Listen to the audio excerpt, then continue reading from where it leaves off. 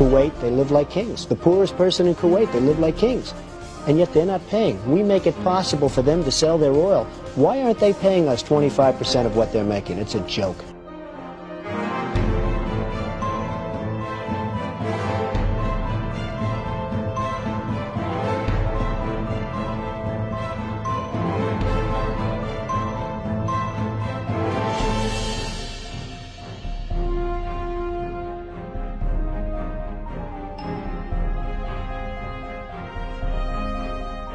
Why didn't we say, we want 50% of your oil forever, or we're not letting you go back in?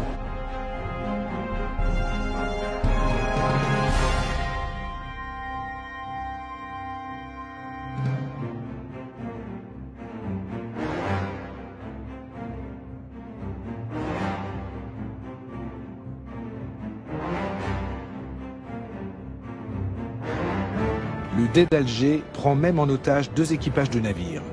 Ils réclament 60 000 $ pour leur libération ou menacent d'en faire des esclaves. Rapporté au budget actuel des États-Unis, cette somme représenterait aujourd'hui plus de 60 milliards $.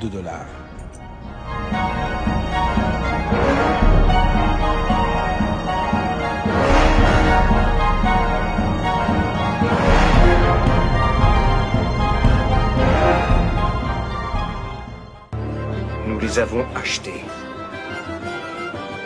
L'Amérique a conclu avec Alger un traité de paix.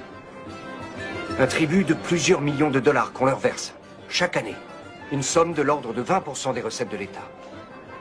Il y a longtemps qu'on aurait dû investir cet argent dans des forces de frappe militaires puissantes. C'est bien vrai, ça. 20%, rendez-vous compte. On aurait pu régner sur les océans. De nos jours, il paraîtrait invraisemblable que les États-Unis se laissent dicter ainsi leur conduite.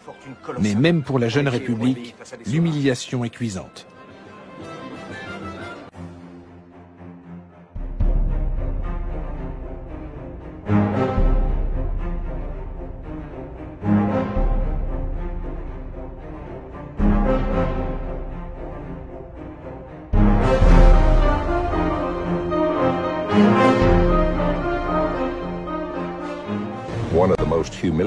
En 1795, les États-Unis ont connu un épisode particulièrement humiliant.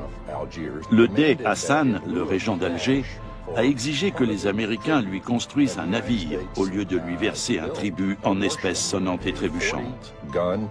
Il devait livrer à Alger une frégate d'une quarantaine de canons doublés de cuivre.